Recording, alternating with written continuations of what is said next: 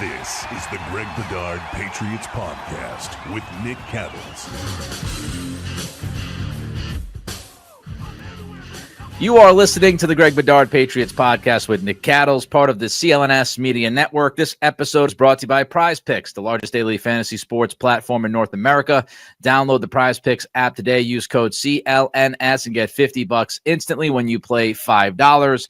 You also want to take the guesswork out of buying tickets with Gametime. Download the Gametime app, create an account, and use code CLNS for $20 off your first purchase. Download Gametime today. All right, Greg, couple of draft stories floating around this week. We start with Shedeur Sanders. Now, Shedeur... hang on. Can I mention one thing? Because this is just on the top of my mind right now. Sure. I don't know how you feel. I am so sick of the weather in New England right now. Like it has been brutal. Like as some people know, I coach high school softball. And like later on today, I was just looking. Later on today, we are playing. It is by 6 p.m. By the time the game is over, it is going to feel like 33 degrees outside, consistent wind of 23 miles an hour, gusts up to like 40 miles an hour. Like it's brutal. I mean, it's bad enough for me. I mean, you should see me. I go out there like Nanook of the North with like a winter hat. I have a heated vest underneath the parka. I have heated gloves that I use. And these poor girls have to go out there. Like our poor pitcher, who's a great kid. And we're not one of these teams with like, some dominating D1 pitcher like, a Kelsey Blanchett or Delaney Moquin or any of these girls. And there are some great pitchers in this area that are going D1 and, which is fine. But I mean, it's brutal. And the girls have to hit in this and then they got to go out there and play. Like, oh my God, it has been miserable. And I'm just saying this because I really do not want to go outside this afternoon for this game. Of course I will, but I just had to get that off my chest because I'm really, really sick of the weather this spring. "Quote unquote" spring in New England. It blows. Greg Cora. Yeah, it has been awful. It's been absolutely brutal. I was talking about this with Kelly the other day. I'm tired of any day that's like, 55 and overcast with a gust or below 50, you get in the 40s. I'm like, what are we doing? Now we have had a couple of really nice days to begin the week, so I don't want to go too crazy. We just had a really nice day on Monday, but the winter was brutally cold for pretty much the entire time. And now we're in the middle of April and we're still dealing with some of these days where it's like, you feel like you're on some kind of episode of Candid Camera for all those people that actually remember that show from years ago. It's outrageous. It's outrageous. What else is outrageous is Shedeur Sanders and the amount of stories about this young man. And what might be happening, what might not be happening for Shedeur. We found out that the Giants had a contingent going out to Colorado to hold a private workout with Shedeur. This is after they had, 13 people. Pete Schrager said on ESPN the other day, 13 people at his pro day. And of course, the Giants are also, your buddy Bert will point this out, they're also looking at Tyler Shuck. They're also looking at Jalen Milroe. So it's not like Shedeur is the only quarterback that's getting this private workout so late in this process. But what do you make, Greg, of the Shedeur Sanders Giants stuff right now? So correct me if I'm wrong, but I think that that the reports have been like this was prearranged, that this was going to happen. It wasn't when it first came out, it was portrayed as some sort of like late movement that, maybe ownership is getting involved and saying like, why don't you go take another look at Shedeur and all that stuff. So, and I'm sure there's a lot of Patriots fans who really, really, really want the Giants to pick Shedeur. That leaves either Travis Hunter or Abdul Carter for the Patriots at 4. I just don't see it that way. And I think that even Joe Shane talked today to the media. It sounds like his comments today, he was asked about if he needs to draft a quarterback, he said we put ourselves in a position where I don't think that's mandatory. About the signing of Wilson and Winston, with the signing of those two players, the mandatory quote, we're happy with the makeup of the room right now. So to me, Nick, I don't know how you feel about it, but unless Mara or Tish as ownership go in there and say, you need to do this, you need to draft him, or else it's your job. I don't think they're drafting Shedeur Sanders at 3. Not even close. There was a long period of time where I just kept saying, 2 quarterbacks are going to go in the top 3 because it's the nature of the sport, it's the nature of the draft, and you've got 2 teams in Cleveland and New York where the front office and coaching staff, their jobs are on the line.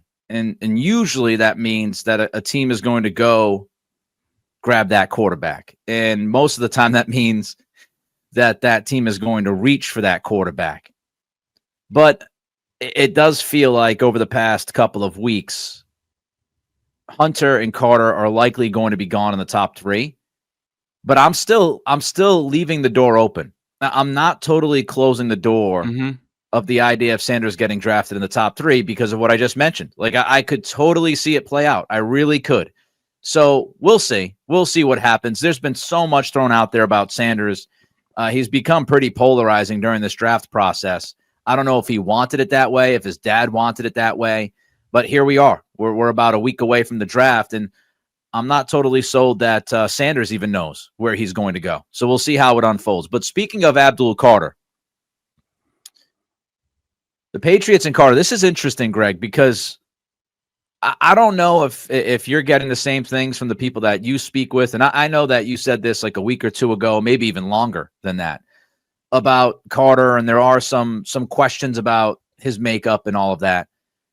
It feels like that the people talking about Carter now, there's a lot more of the character stuff popping up, and there's a lot more, hey, this guy might fall, this guy might fall.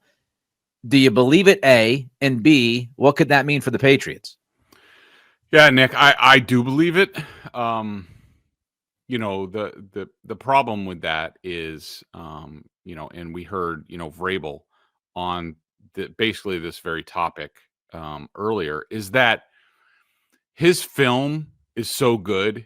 I mean, he's so explosive. He's so fast. He's so bendy around the edge. He's so versatile. Like, if I were the Patriots with the way they're constructed right now, if they were to get Abdul Carter, first of all, I would take him. I think he's just that good. And you figure it out. And this is why you have Mike Vrabel and this coaching staff. Now, would I like Abdul Carter with Gerard Mayo and that coaching staff? No. No. I do not think that would be a good mix. But I think it's real. I think, there's a possibility that the Giants pass on him. A slight possibility.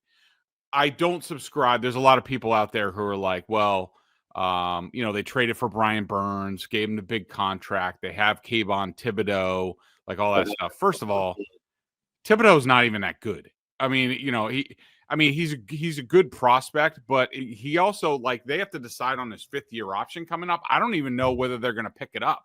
Yeah. And, you draft Abdul Carter, like, you forget about it, and you forget about Thibodeau, and, maybe you pick up his 5th-year option, use him as trade incentive, like, blah, blah, blah, something along those lines, or see how it goes. But I think that the character issues are real on Abdul Carter. I just don't know whether they're bad enough to supersede his talent, which is immense, especially in this draft, considering, how I would say, like, really it's a 2-player, like, elite draft with him and Hunter. And then everybody else is sort of, there's a run of, like, below that to, like, 16 or 17 where the guys are in the same ballpark. It depends on your needs. And so, I think Carter's a spectacular prospect, but definitely have to go into that background. I said it before the last podcast or a couple podcasts ago. I mean, it's been going around that, like, this is not, I would say he's not a good dude. and that, people have issues with him. And so we'll have to see whether that plays out and whether, it is the film that supersedes everything. And he's more of a Lawrence Taylor type where, he's that good on Sundays that you put up with what happens during the week. Even guys like Bill Parcells and Bill Belichick put up with it because he was that good.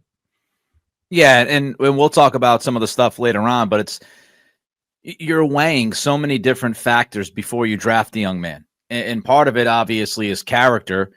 And, is that person going to fit in the room? Who knows how much of it is just immaturity of life? Who knows how much of it is he's got some malicious intent within his core? Who knows why he's, seen this way? There is one obvious situation that played out last March where he got into it with the tow truck driver and dragged the tow truck driver out of the truck and, faced a misdemeanor that happened in March of 2024. So there's one legitimate stated misdemeanor on the record.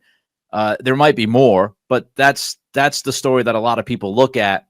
And there is the word, we talked about it in a prior podcast. Bob McGinn had the quotes where whoever it is talking to McGinn saying he's not a good guy. He's not a good dude. There's, he's an excellent player. So you got to weigh that.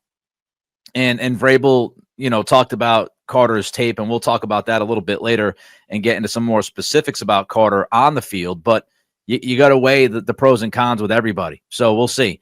Speaking of pros and cons, a lot of pros with Will Campbell recently, Greg. And I was looking at this just the other day about how many analysts and pundits are in favor of Campbell at tackle and what people are saying. And you actually pulled some quotes. Let's go through them quickly here one by one. Bucky Brooks loves himself some Will Campbell. He called Campbell the crown jewel of the class. Yeah. I don't disagree with Bucky. I mean, I just look at all the guys and look, Membu's talented. I like Kelvin Banks. There's a bunch, Josh Simmons is coming off the injury. I think that when you look at all the guys, when you're talking about left tackle in the NFL, I think that he's the cleanest projection. I mean, maybe it might be Simmons, but he's coming off the patellar injury. You don't know how he's going to react to that. Membu has been a right tackle in college. He has the athletics. He has the length to be a left tackle, but not everybody can make that transition. Kelvin Banks, some really good film, some, rough film. And so, I agree with Bucky. I mean, if I were the Patriots and I wanted to plug a hole, I would feel best about Will Campbell. I think I would be able to sleep well that I know that he's at least going to be league average almost from the get-go, and then we'll see from there. Todd McShay said that Campbell is one of the cleanest prospects in the entire draft. How much should the cleanliness of a prospect matter, Greg, for the Pats at number 4? I think it's, Nick, I don't know how you feel about it, but to me, it's sort of like it's a differing scale depending on where you are as a team, where you are as a program. And for the Patriots right now, I think, the scale would weigh more heavily towards cleaner prospects, guys that I know who are going to play in this league and be a pro and be a leader and intangible guy, like that sort of thing, than if, say, the Patriots were, 10-7, won a playoff game, they're knocking on the door. That's where the scale sort of goes back to let's look for a difference maker, somebody that's going to put us over the top. So I think right now where the Patriots are, I think the cleanliness of a prospect would be a priority for me. And I think for this Patriots front office. I just don't want the team to reach out of desperation to draft a guy because they like the guy off the field. You have to draw the line at some point, and it's a balancing act. So at number 4, it's who's left on the board. Like if it's Carter versus Campbell, I'm drafting Carter, even though Carter has the questions we just talked about, and Campbell is the quote unquote clean prospect, because Carter is so talented that he could change the landscape of your defense if things go well with him. So you always have to draw the line and understand that, yes, a clean prospect, we'll get into character a little bit later, it's important, but how do you weigh that versus just the talent in the film? And that's what these guys are doing, and women throughout the league, just watching film over and over and over again and trying to figure out, is it worth the risk to take that guy who has some flaws versus the other guy that we have no problem with the idea of him walking into the room. Daniel Jeremiah of the NFL Network, both of us, I believe, like Daniel Jeremiah. We think he's good at what he does. Yep. He said that Will Campbell, I saw this was, I'll just throw this out there. I finished watching it right before jumping on this pod with you, Greg. For any football fan, and all of you are football fans watching right now, and if you're a big draft fan, go out and find Ryan Russillo's podcast with McShay and Jeremiah. I thought it was really good. And I like all three of those guys a lot. So go check that out. It was just released, I think, yesterday. But in that podcast, Greg, Jeremiah says Campbell is probably a reach, but that's not a bad thing in this draft. What's he mean by that? Yeah, he was asked, and he said, historically, yes, probably in this draft, not for me. Because Campbell is Jeremiah's 10th ranked player. He said, but it's such a screaming need for New England and what they're playing with right now. What he means by that, and I think this is where there's a bit of a disconnect, I think, from what I can sense from Twitter and comments and things like that. There's a disconnect because in their mind, when they talk about an offensive tackle at 4th overall, they, have like Anthony Munoz and Orlando Pace and any, franchise left tackle, no doubt.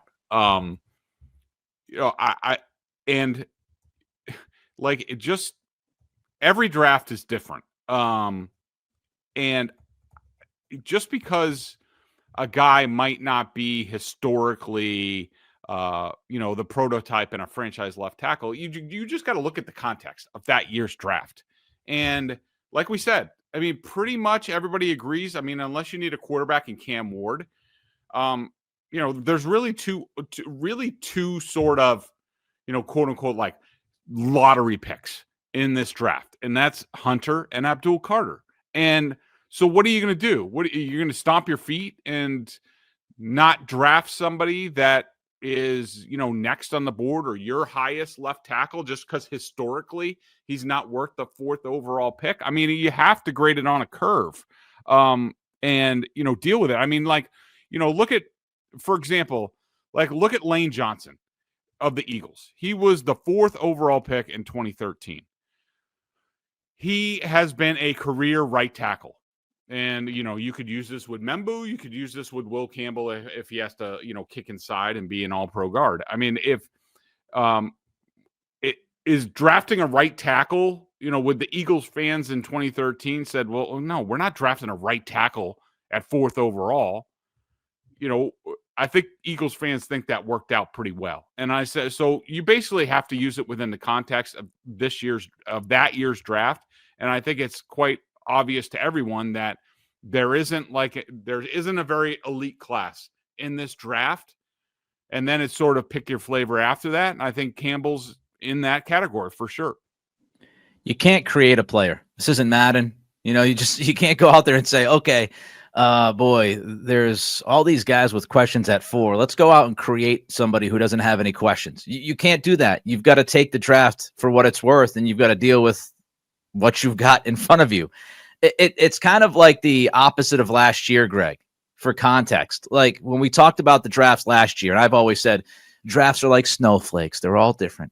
And when you look at last year's draft, we talked about the quarterback class and how many people were screaming, oh, you really think there could be 3 quarterbacks that are good? You really think there are going to be 3 good rookie quarterbacks? Blah, blah, blah. And people were screaming and look at the history. And I went through the history and everybody went through the history of how likely it is to hit on 3 quarterbacks in the same draft. And we had that entire conversation for weeks. And then you look at it. Jaden Daniels was unbelievable. Drake May showed really good flashes. Michael Penix showed some good flashes towards the end of the year with Atlanta. Bo Nix was in the Rookie of the Year conversation. Caleb Williams was part of a disastrous Chicago situation. We'll see what he does with Ben Johnson. But after looking at last year's results, I don't know how many people would be screaming, you really think there's going to actually be 3 quarterbacks that can start in the NFL out of 1 first round? Well, here we are. It looks like you could have 4 or 5, and we haven't even talked about J.J. McCarthy, who got hurt last year and hasn't thrown a football in the NFL for a game that matters. So last year, it was a different kind of draft. This year, you have 1 quarterback that people think is like that legitimate guy, and that's Cam Ward. So everything is different. This year, you just don't have that, deep elite class, so to speak. And for those listening, we ask that you subscribe to the podcast, like and leave a review. And for those watching the show on CLNS, go ahead and hit that like button, subscribe to the Patriots Press Pass YouTube channel, where you can find our show and a lot of other great Patriots content. Also, please make sure to turn on your notifications so you know the instant a new video drops. Back to Mike Vrabel's press conference. Greg, he discussed character an awful lot, my friend. How much do you think character weighs in on what they're going to do next week? I think a lot. I mean, but I do think that there's a limit. I did think that it was interesting that, first of all, Giardi asked the question, and even before he could get the question out, because Mike said about, you brought in a bunch of high character guys in free agency and good football players. And Vrabel said, and that's really the most important thing. And, then when he answered the question about, will that sort of trend continue into the draft? And this is, just a little inside baseball. This was me and Giardi sort of tag teaming on this question. We had of like minds and how to phrase it, because really we were trying to get at Abdul Carter to see if there was some sort of hint on, how they view a guy like Abdul Carter with those red flags that we talked about. And, he said, you can't win and you can't do what we want to do with just a bunch of good dudes. That's not going to get it done. So, I thought that was really interesting. And to me, that was a comment about Abdul Carter. That sort of like we talked about earlier, that Vrabel and the Patriots, at least at this point, and they could change their minds, with a little bit over a week, 8 days, what have you, before the draft, where I think they've had the conversation that says, if Abdul Carter somehow falls to us, are we okay with that character risk because of the film and how talented he is? And I think the answer is yes.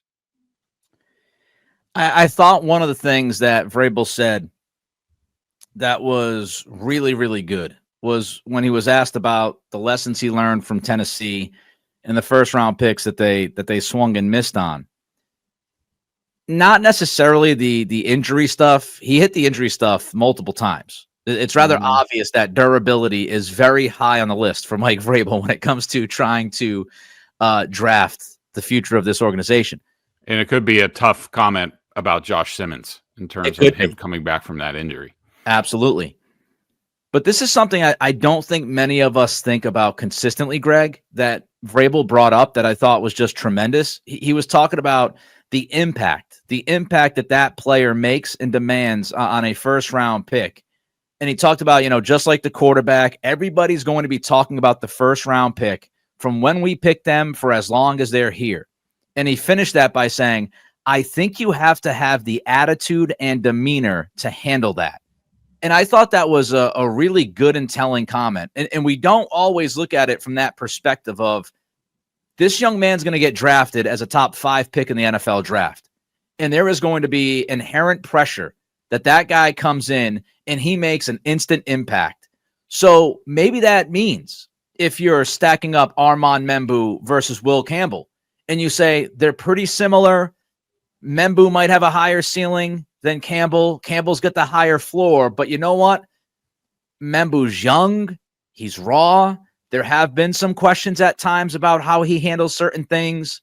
Do we really want to put that specific guy in the spot at the press conference answering all the questions about being a top 5 pick in the NFL? Because if it's that close, we feel like Will Campbell is going to be up there answering the questions with no problem whatsoever. And it was part of the Drake May conversation we had last year, his swag, his confidence. He never came across as being worried or anxious about being the third pick in the NFL draft. I just thought that was a really, really interesting comment. And you could look at guys like Abdul Carter, and you wonder if he has the attitude and demeanor to handle that kind of responsibility. And you look at guys, like I said, Campbell, Hunter, Jalen Walker, where you feel like those guys can handle it.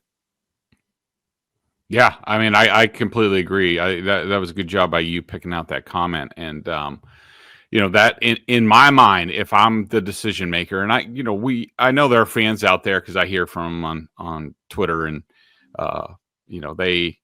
they're sort of grumpy Gusses in terms of like they only want elite talent and all that stuff, but there's so much more. And like I don't see, if you're a decision maker, if you're Mike Vrabel, the decision maker for the New England Patriots, and you're talking about Will Campbell and Membu at possibly drafting them at 4, and where this team is and the need really for a plug and play left tackle, at least as rookie season, to come in and elevate the room. I don't know how you go with Membu over Campbell for, the reasons that you laid out. And just like, what you're going to get with Campbell. He's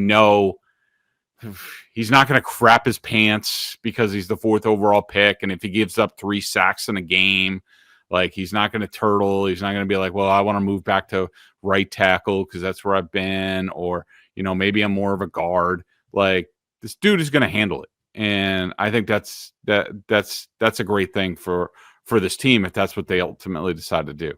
And it doesn't mean that you're always going to be right. You kind of think about Jalen Polk. Jalen Polk drafted in the 2nd round. A lot of people felt at the time, solid pick, reasonable pick. The character mostly checked out for all that we knew. He seemed like a guy who would be able to, walk in and handle certain things. And, Elliot Wolf has said, we put too much on his plate early on. And even somebody who checked a lot of those boxes in Jalen Polk, putting that kind of pressure on him and really looking for him to be, wide receiver 1 to start the season, it fried Polk. And we saw how Polk reacted to that. And we saw how it impacted him. And Polk was, older and more mature and seemingly ready to get into the NFL. So if you're looking at somebody who's 20 years old, 21 years old, you have some questions about their maturity, you throw them in there and go, hey, buddy, you're going to be our starting left tackle. Like, if you're talking about Armand Membu, hey, man, you're young, you're raw. There's some things that have been said about how he's handled certain things. Okay, well, now we're not only going to draft you at 4 overall, but we're also going to try to swing you to the left side. That's a lot to ask of Armand Membu. And if he reacts like Jalen Polk, you just spent the 4th pick on a guy who looks absolutely lost and is a mess. So you got to think about it. Abdul Carter, Vrabel said that Carter's tape is dynamic. How much of Carter have you watched, Greg, and how dynamic is he? I've watched a decent amount. I mean, I think he is ridiculous. I mean, it is weird when you watch him on film. I remember watching Micah Parsons coming out, and I remember at the time when we were talking about that draft, like I was blown away by Micah Parsons. I was, I talked about him that, if I'm Bill Belichick, I look at him as Lawrence Taylor, and like I would do anything that I can to get that guy. And one of my better evaluations, because that's pretty much come to fruition. But when I see Abdul Carter, I don't know. I know their measurables are pretty close, but Abdul Carter seems smaller to me than Micah Parsons. I don't know why that is. He's a little small. I do wonder how much he wants to defend the run and things like that. There are question marks about him. I personally, if I were the Patriots, if for some reason he fell, and the way they're constituted right now, they got Harold Landry, they got Chase on, they got Keon White, Anthony Jennings, they have all these guys on the edge. If I'm them, I'm probably putting him at weak side linebacker and sort of, using him as a chess piece, blitzing from the second level, or, maybe fire zones where he's exchanging with like Harold Landry drops out, but all of a sudden here comes Abdul Carter. I mean, his film is pretty spectacular, and he's definitely going to make an impact in the NFL. We'll see. Ultimately, is he a 3-down guy like Micah Parsons has developed into, or is he sort of a one-trick pony where he wants to rush the passer and that's it? But yeah, I agree with Vrabel. I mean, I don't know why he said that. I think he was being honest, but I do wonder if maybe he was selling a little bit in case he does fall to the Patriots and the Patriots are interested in trading out. Vrabel did the presser, obviously. What'd you make of it? More of the same. Mike is in charge. Mike has the hammer. I also do think, and I don't know if this was, I heard that Holly say this last night on BST or what, but talked about how, Elliot Wolf, when he gets in front of the microphones, first of all, it's not his thing. You could tell he's not comfortable with it. He needs to do it a lot more. And I really like Elliot, but we all have our strengths and weaknesses. And right now, because he hasn't been required to do it, especially like when he was in Green Bay, it was all Ted Thompson.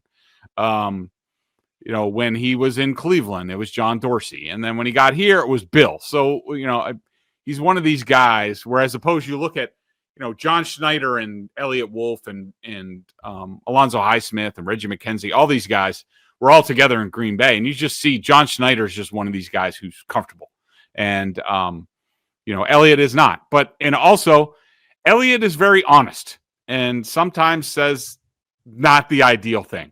So I think in all respects, I think that Mike Vrabel is the better salesperson for the brand of the Patriots right now. The way he comes off, the way he knows how to not be fooled by the media members and not give up too much information. And then you factor in that he has the hammer and he's the guy. He should be talking for this organization. Yeah, there's no doubt he's the dude. We've said this from day one. You and I have been consistent. Mm-hmm. Every other team has their GM or president of football operations or whatever up there handling these questions. The Patriots have Mike Vrabel. That tells us all we need to know. As far as offensive tackle, we talked about Campbell. We talked about Membu a little bit here. Vrabel was asked whether or not he felt like there was an offensive tackle that was worthy of the 4th pick in this draft. And I'll just sum up what he had to say with this. He said he thinks there's some starting tackles in this draft. What did you take from that answer? I took it this way, Nick, and I've heard some people, say that basically equated, and I think this was Holly again, equated it to Bill's Mac Jones comment about where he's like, Mac has the ability to play quarterback in this league. I didn't read it that way. I read it more like I think Vrabel's sort of playing the game. He's playing the PR game in terms of how much information they're letting out. I don't think they want to scream to the rooftops like if they love Will Campbell or they love Membu or whoever they love as an offensive tackle. I don't think they want to scream it. I think they're downplaying their interest in what they might do at that position. And that also might invite somebody to say, we're not sure, we really want Tyler Warren. Could the Patriots go there? If Vrabel says like, oh yeah, we see starting tackles, all over the place, including, remember at the combine, he said like, they think there's good tackles like throughout the draft. Yeah. I think he's just playing the game. I don't really read too much into the quote at all. Neither do I. Tell the fine people about Gametime. It's playoff season, hockey, basketball. You got to get there. Of course, not for the Bruins because they're not in the playoffs. Yeah, but maybe way to come up with a tie, by the way, and possibly hurt your lottery chances. Good stuff, guys. Good stuff. Why can't teams around here throw games? And Patriots, Bruins, they can't even lose right. But anyways, you got to get out to the game to really feel it. To be a sports fan, you got to be there in person. And the best time to do that is to go through my people at Gametime. Gametime picks they have curation that makes it easier to save more on sports, concerts, comedy, theater, etc. Oh yeah, They have tickets for all that stuff. Basically anything you want to go to, they have tickets for you. They have the all-in pricing. Toggling this feature shows you the total up front with no surprise fees at checkout. They have the panoramic views from the seat in the app before you buy. That's always a must for me. The lowest price guarantee or Gametime will credit you 110% of the difference. Also, Gametime ticket coverage. Your purchase is covered with the most flexible customer service policy in the ticketing industry. Got to get on there. Check out the Celtics, who are coming up against the Hawks. Is that correct, Nick Kettle? No, that is not correct. They are playing the. Damn it! They're playing the Magic. Game 1 Sunday, 3:30 tip. The Magic beat the Hawks. Yes. So that was that. So yeah, they're playing the Magic starting Sunday at TD Garden. Get on there and check that out. Download the Gametime app, create an account, use code CLNS for $20 off your first purchase. Terms apply. Again, create an account and redeem code CLNS for $20 off. Download Gametime today. What time is it? Gametime. And of course, check out BSJ, $50 for the year. Bedard, Giardi tag teaming on the Patriots. And if you want to read about the Celtics, my locked on brother from another mother, John Corrales, is, of course, writing all about the Celtics and their chase to another championship over at BSJ. $50 for the year. And then don't forget about downloading the Prize Picks app. That code is CLNS. Get $50 instantly when you play $5. All right, Greg, there's just a few more things I wanted to ask you about. One of the things that Vrabel brought up during the press conference that stood out to me was positional value. And he mentioned premium positions.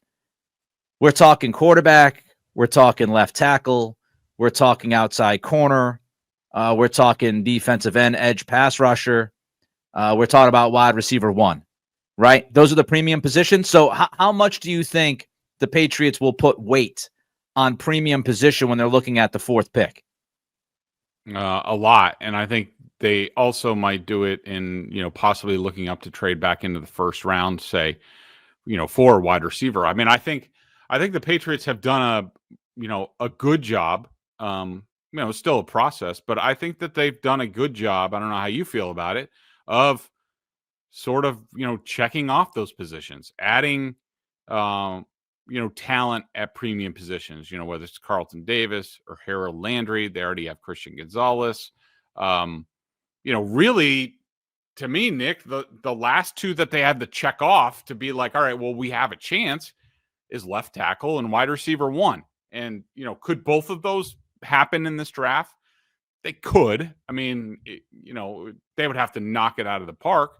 Again, we've also talked about the possibility of a trade at some point, after the draft, in the summer, what have you, contract negotiation snags, who knows who becomes available, and the Patriots have flexibility.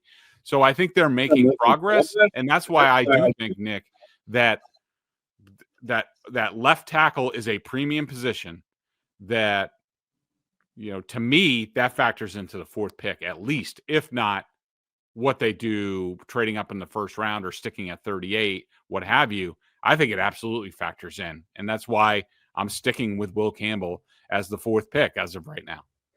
It's the argument against Ashton Genty. It's the argument against Tyler Warren. Guys who are seeing Genty, you could argue, is the 3rd blue chip prospect in this draft. But the hesitancy with Genty is positional value. And running back is just not seen as a premium position. I know some people are trying to push that narrative after Saquon Barkley was terrific. I'd also say I just checked the Philadelphia Eagles offensive line is terrific as well. Mm-hmm. But you look at positional value. So if you got Will Campbell versus Tyler Warren, Will Campbell fills that positional value, that premium position of left tackle. Tyler Warren is not only a tight end, which is not a very valued position. You're also talking about having Hunter Henry and Austin Hooper on your roster currently. And if you look at Genty, you have Stevenson and Gibson on your roster currently. If you look at left tackle, you've got Vidarian Lowe. So this is just trying to stack up the different aspects of a pick in what you're looking at, which brings me to this, Greg. Something else that Vrabel brought up, positional versatility. And I thought that was interesting in 2 ways. If we go back to the Campbell-Membu conversation that we had a little while ago, Campbell, even though this might make people sick, some people that are listening to this, when we mention the word offensive guard, and I get it. But the argument, if you're Vrabel and you're looking at this and you go, okay, so it's Campbell versus Membu. Well, we feel pretty good that Campbell can play left tackle. We feel pretty good that Membu can play right tackle. But what if plan A fails? What do you got? And positional versatility, you could argue and say, well, at least we know we could kick Campbell inside and we're safe. So that's one thing. The other thing is I thought of Jalen Walker, because if you look at positional versatility, one of the criticisms of Walker is that he's a tweener. Well, Walker can obviously fill a number of different positions defensively for the Patriots, and maybe Vrabel actually looks at that as a good thing. Yeah, I mean, I agree with you on that front. I mean, I think that Vrabel likes positional versatility. It lessens, remember, I think the overriding thing in this draft, Nick, for these Patriots and where they are and where this new regime is they cannot afford to screw this up. Like they cannot afford to screw up the fourth pick. Like that guy's got to be a 10-year starter and a pretty damn good one. Who do you feel better about that? I mean, I think that goes to Campbell, like you said, that, we know that he could kick inside if need be. I don't know about Membu. I don't know if Membu can play, left tackle. And, Jalen Walker, a little small, but, positional versatility definitely stands out, and that he can do a bunch of different things. And I think you're right. I think this coaching staff likes that. All right, let's wrap it up with Joe Milton. Vrabel was asked about Milton, and he said it pretty much came down to Milton was going to be losing reps as time went on. Did you like how Vrabel handled that question? Bullshit. I mean, I wonder why he was going to see a decrease in reps workload. Maybe it could be because you signed a veteran journeyman quarterback to come in. Because why?